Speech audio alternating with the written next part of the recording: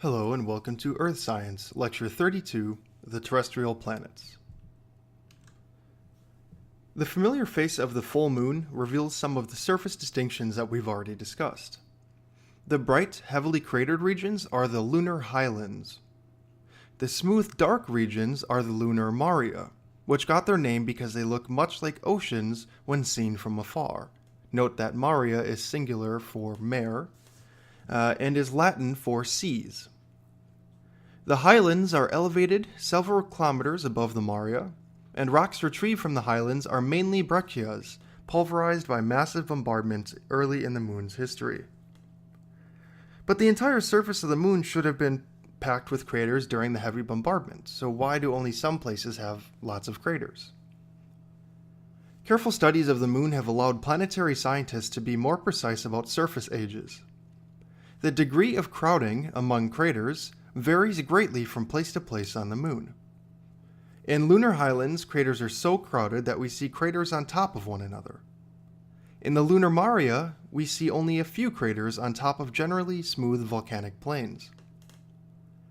Radiometric dating of rocks brought back by the Apollo astronauts indicates that those from the highlands are about 4.4 billion years old, telling us that the heavily cratered areas experience this cratering early in the solar system's formation. But rocks from the maria date only 3 to 3.9 billion years of age. Because the maria contain only about 3% as many craters as the highlands, we can conclude that the heavy bombardment phase must have ended by about 4 billion years ago, and relatively few impacts have occurred since that time. So the question remains, what happens, or what had happened to the craters that must once have been located in the region where the maria are now?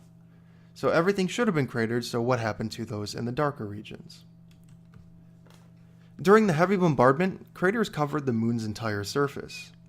The largest impacts were actually violent enough to fracture the moon's lithosphere beneath the huge craters they created. However, the moon's interior had already cooled since its formation, so there was no molten rock to flood these craters immediately. Instead, the lava floods came hundreds of millions of years later, thanks to heat released by the decay of radioactive elements in the moon's interior. This heat gradually built up during the moon's early history until mantle material melted between about 3 and 4 billion years ago.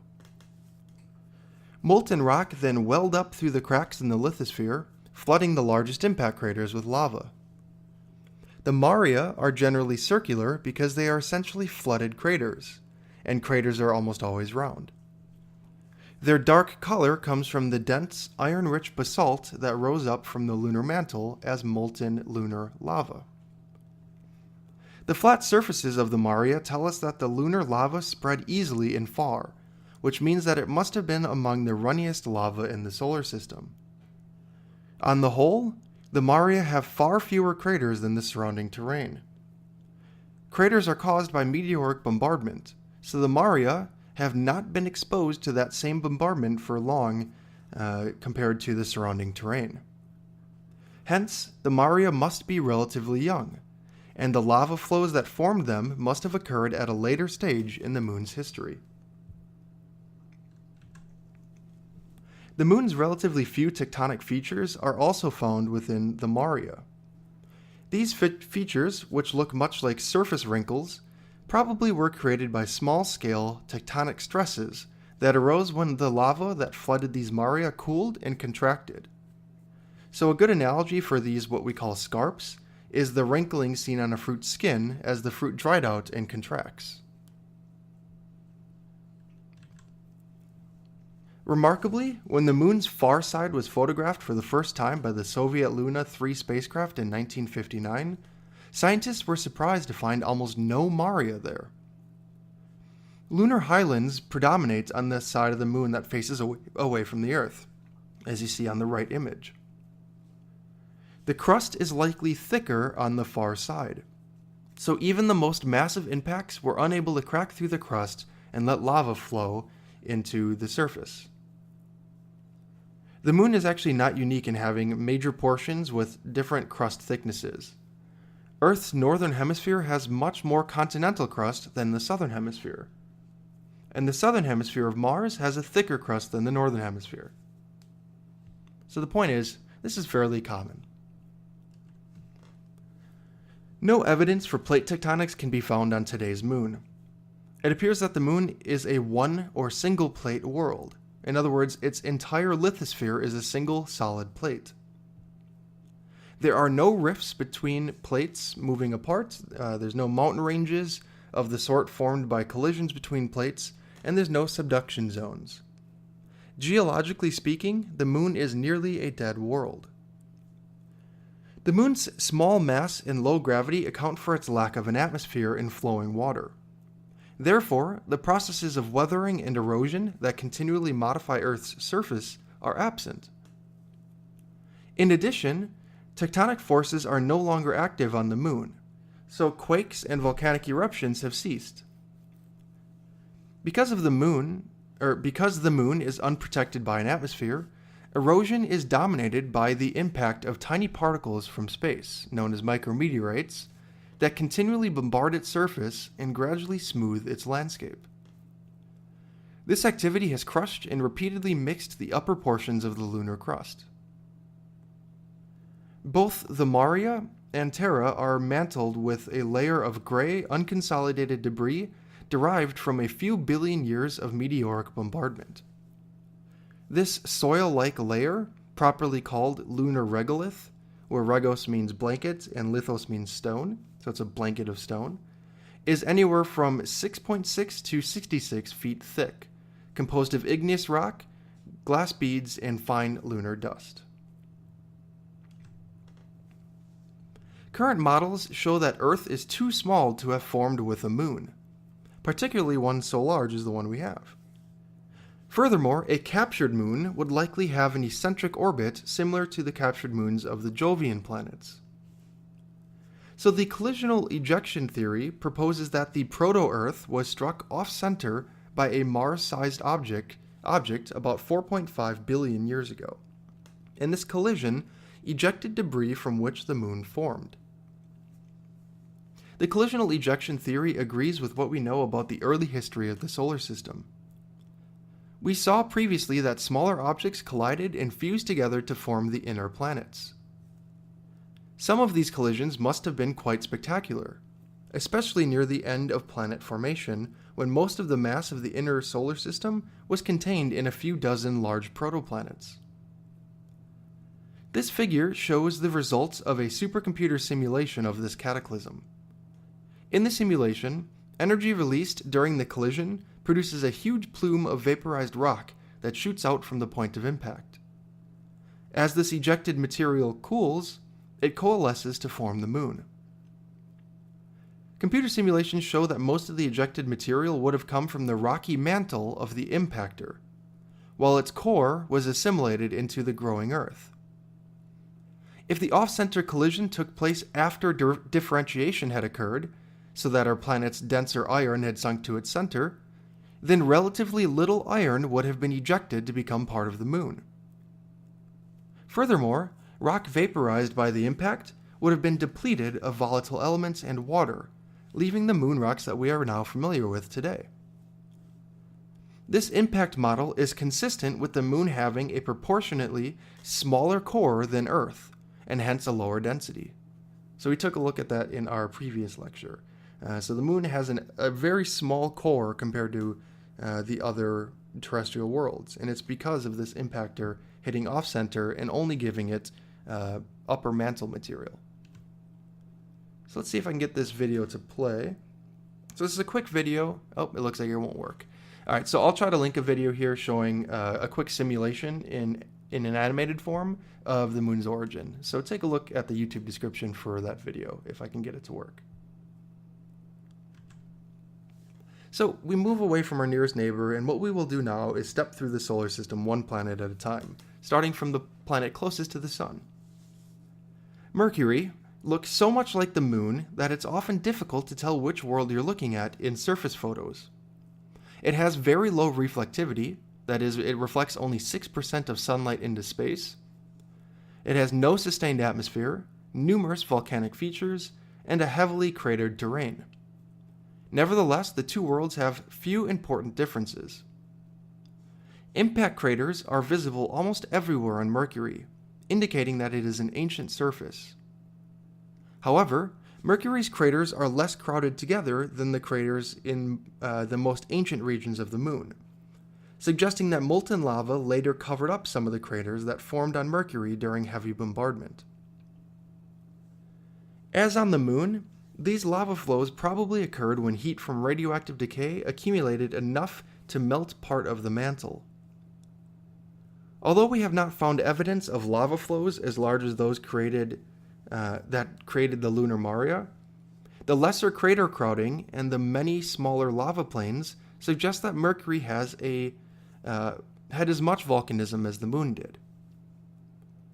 The largest surface features on Mercury are huge impact craters known as basins. These impacts were so large and so violent that the craters filled with molten rock heated by the impact. The Caloris Basin spans more than half of Mercury's radius. Many of these basins have few craters within them, indicating that they must have formed at a time when the heavy bombardment was already subsiding. Mercury, which again is the innermost and smallest planet, revolves around the Sun quickly, in just 88 days.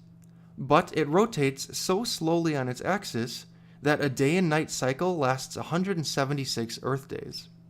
Thus, one night on Mercury is roughly 3 months on Earth, and is followed by the same duration of daylight, 3 months. Mercury, because of this, has the greatest extremes of surface temperature among the planets, from as low as negative 280 degrees Fahrenheit at night to noontime temperatures exceeding 800 degrees Fahrenheit, hot enough to melt tin and lead and making life as we know it impossible. Researchers have recently confirmed the presence of substantial deposits of ice within perpetually shadowed areas of crater walls.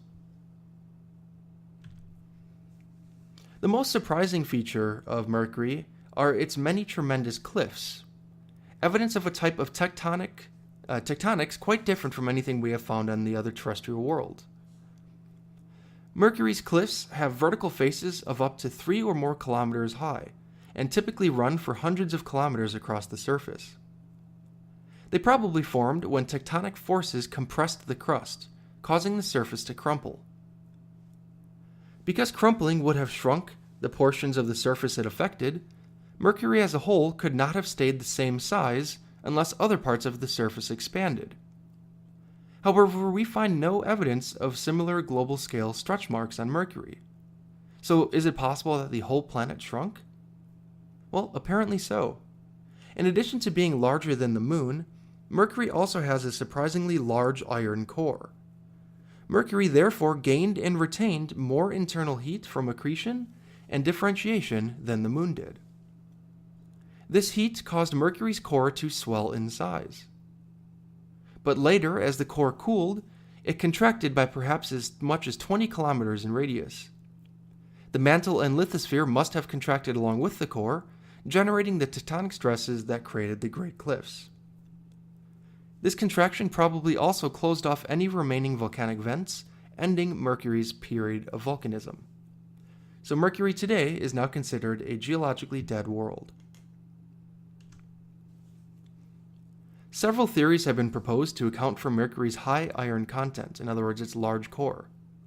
According to one theory, the inner regions of the primordial solar nebula were so warm that only substances with high condensation temperatures like iron-rich minerals could have condensed into solids.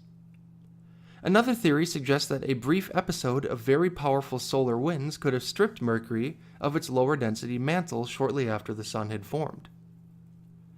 But a third and more common possibility is that during the final stages of planet formation, Mercury was struck by a large planetesimal.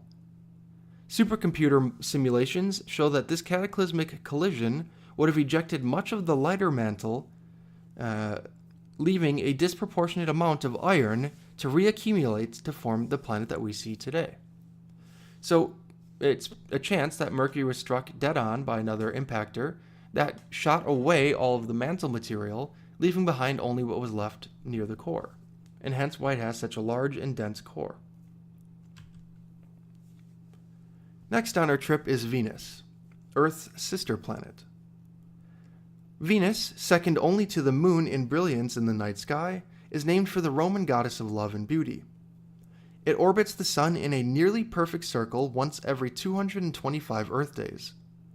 However, Venus rotates in the opposite direction of other planets, and at an antagonizingly slow pace.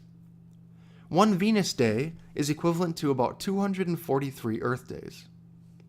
So not only does it rotate backwards, but it does so very slowly. Venus has the densest atmosphere of all the terrestrial planets, consisting mostly of carbon dioxide, 97% of it, and it is the prototype for an extreme greenhouse effect. As a consequence, the surface of Venus is searing hot, with brutal pressure, making it seem quite unlike the sister planet that Earth is sometimes called. The surface temperature of Venus averages more than 900 degrees both day and night. Temperature variations at the surface are generally minimal because of the intense mixing within the planet's dense atmosphere. The surface of Venus is searing hot with brutal pressure, and again it makes it unlike the sister planet we're used to. However, beneath the surface, Venus and Earth must be quite similar. The two planets are nearly the same size, Venus being only about 5% smaller in radius than Earth. And they are similar in density.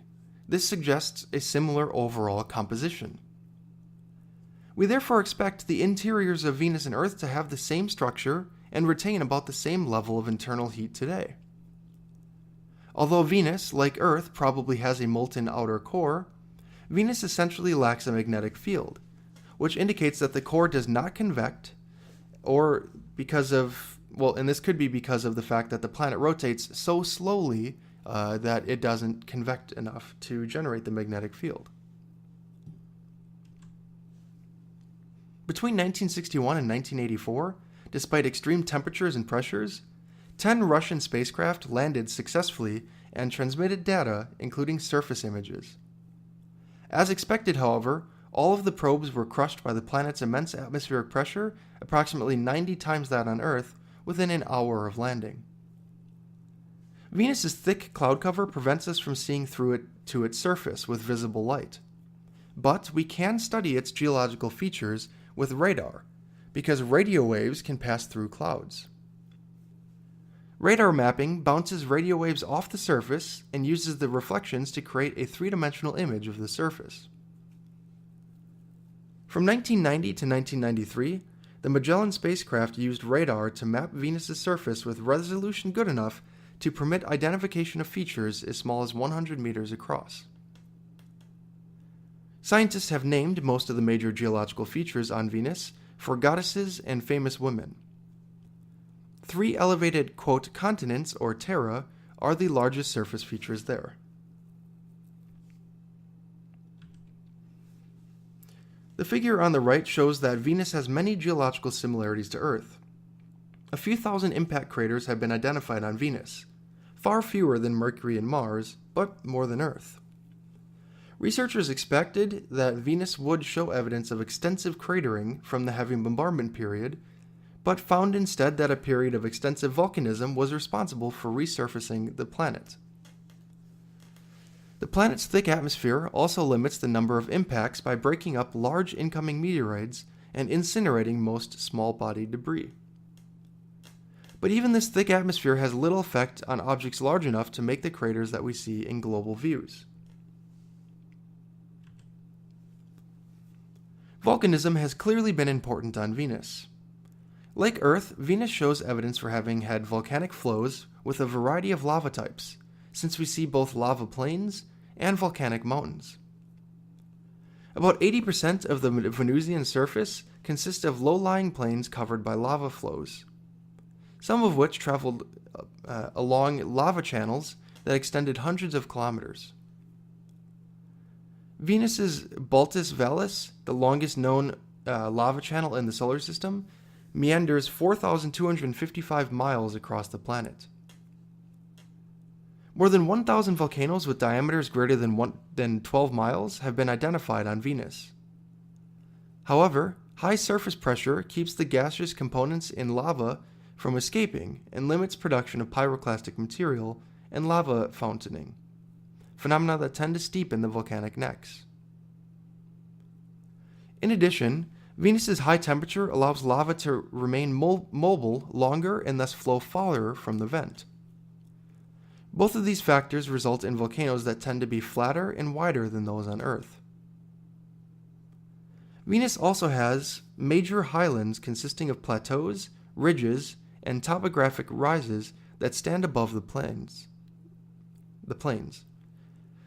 The rises are thought to have formed when hot mantle plumes encountered the base of the planet's crust, causing uplifting. Venus almost certainly remains geologically active today, since it should still remain nearly with as much internal heat as the Earth. Although we have not witnessed any volcanic eruptions, at least two lines of evidence suggest recent volcanic activity. Because sulfur dioxide is gradually removed from the atmosphere by chemical reactions with sulfate rocks, or surface rocks for some reason, the existence of sulfuric acid clouds means that volcanic outgassing must have occurred within about the past 150 million years. The second line of evidence narrows the timescale further. The European Space Agency's Venus Express spacecraft, orbiting Venus since 2006, detected an infrared spectral feature on three various volcanoes that suggests that their rocks are fresh and erupted within the last 250,000 years. We might naively expect Venus's thick atmosphere to produce strong erosion, but the view, both from orbit and on the surface, suggests otherwise. The former Soviet Union sent several spacecraft landers to Venus in the 1970s and early 1980s. Before the intense surface heat destroyed them, the probes returned images of a bleak volcanic landscape with little evidence of erosion. We can trace the lack of erosion on Venus to two simple facts. Venus is far too hot for any type of rain or snow on its surface, and second, as we discussed earlier, Venus's slow rotation means that it has very little wind. And so this brings us to Mars. Mars, approximately one-half the diameter of Earth, revolves around the Sun in 687 Earth days. Mean surface temperatures range from negative 220 degrees Fahrenheit at the poles in winter to about 68 degrees Fahrenheit at the highs in summer. Although seasonal temperature variations are similar to Earth's, daily temperature variations are greater due to the very thin atmosphere of Mars, only 1% as dense as Earth's. The tenuous Martian atmosphere consists primarily of carbon dioxide, 95% of it, with small amounts of nitrogen, oxygen, and water vapor. Mars, like the Moon, is pitted with impact craters. The small craters are usually filled with wind-blown dust, confirming that Mars is a dry and desert world. Martian craters feature ejecta that look like muddy slurry was splashed from the crater. Planetary geologists infer that a layer of permafrost, that is frozen icy soil, lies below portions of the Martian surface, and that the heat of impacts melted the ice to produce the fluid-like appearance of these ejecta. Aside from the polar caps, the most striking feature of Mars is the dramatic difference in terrain around different parts of its surface. Much of the southern hemisphere has relatively high elevation and is scarred by numerous large impacts, including the very large crater known as Hellas Basin. In contrast, the northern plains tend to be quite a bit below the average Martian surface and show few impact craters. Based on their relatively low crater count, the northern plains are younger than the highlands. Their flat topography, possibly the smoothest in the solar system, is consistent with vast outpourings of fluid basaltic lava. In other words, it's pretty solidified, no pun intended.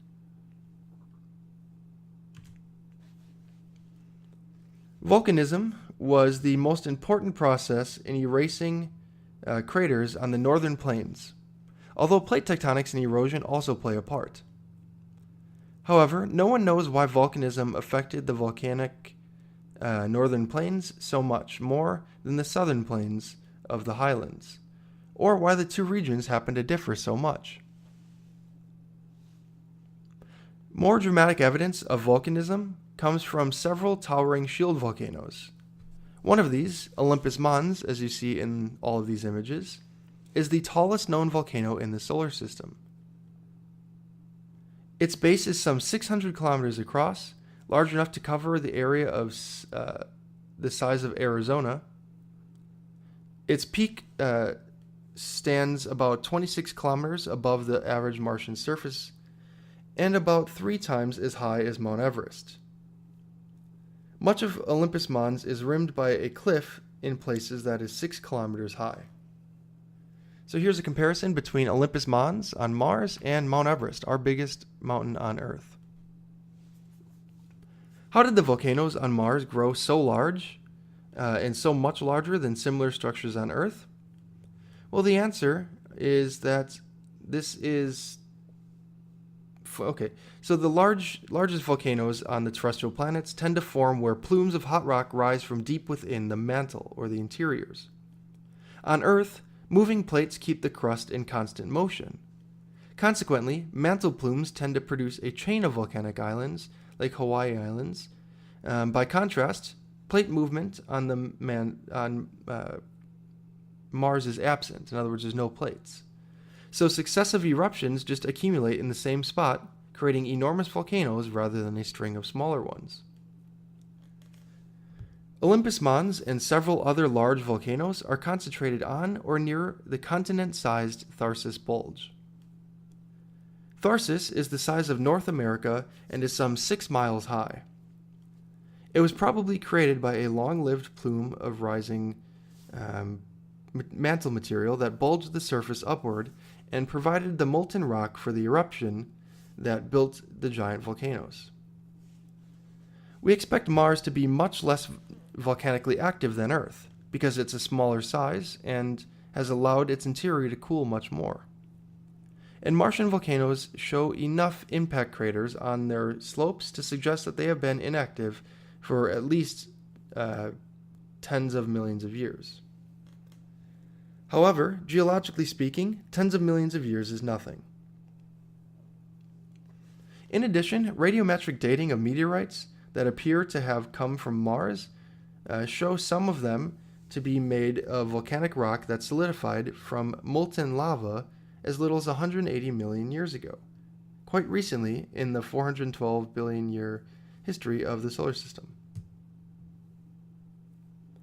In addition, scientists suspect the presence of methane in the Martian atmosphere, which might also point to ongoing volcanic activity.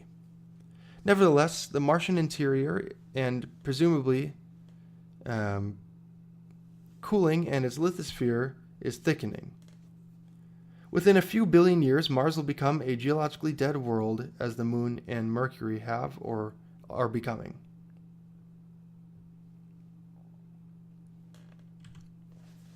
Mars also has tectonic features, though none on a global scale like the plate tectonics we see on Earth. The tectonic forces that created the Tharsis Bulge also produced fractures that radiate away from its center, like spokes on a bicycle wheel. Along the eastern flanks of the bulge, a series of vast canyons called Valles Marineris developed.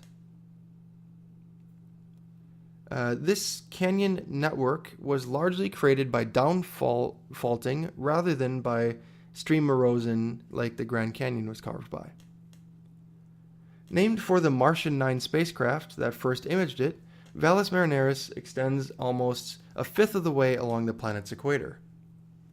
It is as long as the United States is wide, spanning some 3,000 miles, and almost 4 times as deep as Earth's Grand Canyon.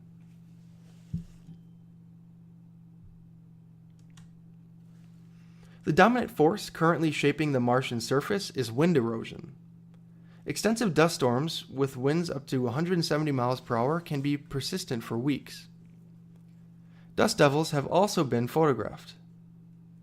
Most of the Martian landscape resembles Earth's rocky desert, with an abundance amount of dunes and low areas filled with dust. So you can actually see one of these dirt devils basically spun up around Mars.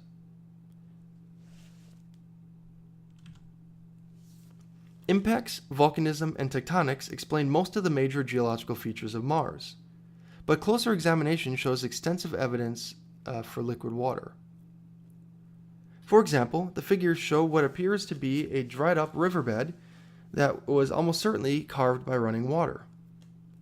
The most likely source of water for these flood-created valleys was that melting of subsurface ice. However, not all Martian valleys were generated from water released in this manner. There is also evidence for a river delta, where water flowed into an ancient crater that may have become a lake. So you can see this here. So you can see kind of the swirling pattern of a stream. It then reaches the wall of the crater and then spreads out.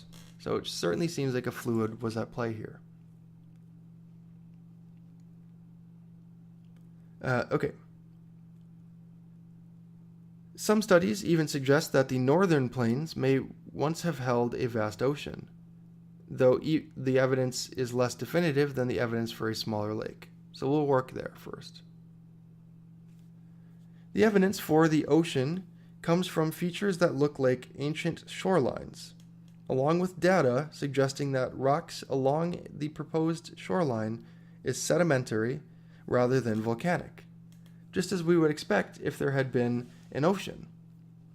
This rock may even contain water ice in its porous, natured cracks.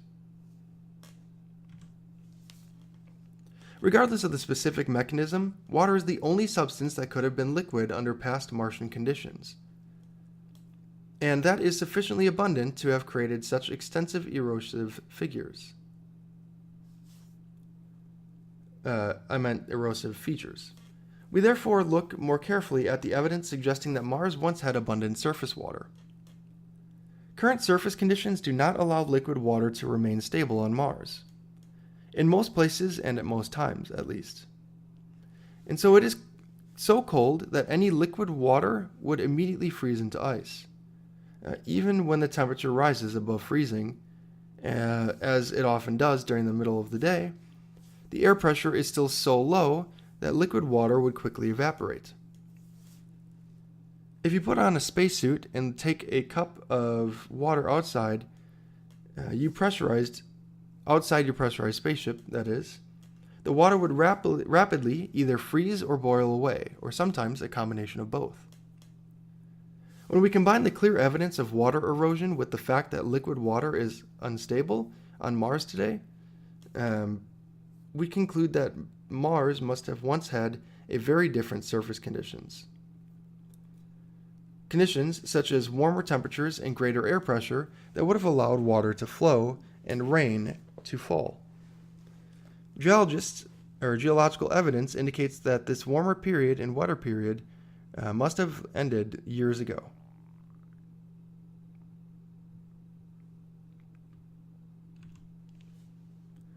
Surface studies further strengthen the case for the past water.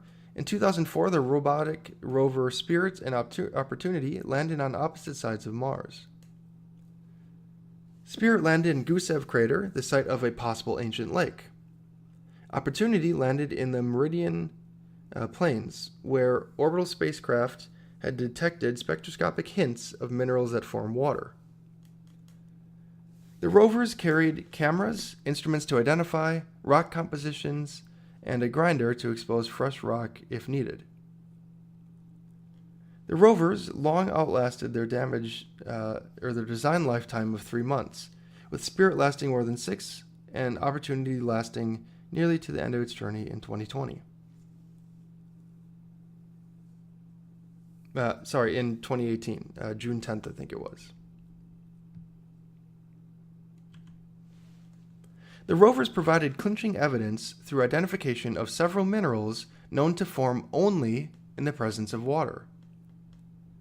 Immediately after landing, Opportunity found tiny spheres nicknamed blueberries that contain the iron-rich mineral hematite, and nearby rocks containing the sulfur-rich jarosite. Okay, so you'll see that on the top left figure. Terrestrial examples of these minerals form in standing water or water seeping through rock. See the right figure. Detailed chemistry or chemical analysis suggests that these minerals formed in a salty environment such as a sea or ocean. In 2012, after 20 miles of roving, Opportunity came across a mineral outcrop that's made of gypsum, another sulfur-rich mineral that only forms in water, as an example. And so we can see this in the bottom image. On Earth, it's the main ingredient in drywall building materials. Opportunity team leaders call the discovery a slam dunk story that water flowed through underground fractures in the rock. This set of images compares a rock outcrop on the left from Mars and from the Earth on the right. The rock outcrop on Earth formed in a stream bed, and the similarity of the Martian rocks suggests that they formed in similar environments. Okay. Let's go to our last slide then for this lecture. We have learned from NASA's Phoenix Mars lander, which dug into the Martian surface, that poleward of about 30 degrees latitude, ice can actually be found within 3 feet of the surface. Furthermore, Mars's permanent polar ice caps are composed of mainly water ice, blanketed by a thin layer of carbon dioxide ice during the cold season. Current estimates place the maximum amount of water ice held by the Martian polar ice caps at about 1.5 times the amount covering Greenland. However, this water appears to remain frozen year-round. Recent images from a high-resolution camera aboard NASA's Mars Reconnaissance Orbiter show dark streaks on Mars called recurring slope lineae. Researchers believe that these streaks, which appear seasonally on steep, relatively warm Martian slopes, may be caused by the flow of briny or salty liquid water. Although these dark streaks are just 1.6 to 16 weeks old, they can be used to extrapolate this idea backward and see this occur naturally. So, although these dark streaks are just 1.6 to 16 feet wide, they can extend for hundreds of meters downslope. In addition, these features appear during warm weather but fade away when the temperatures drop to about negative 93 degrees Fahrenheit. And so this is just some of the evidence for water today. So with that, we'll cut the lecture in half that I originally had. So this is the terrestrial planets. Let's go to our next lecture, which will cover the Jovian planets and other small bodies in our solar system. Thanks for watching and have a great day.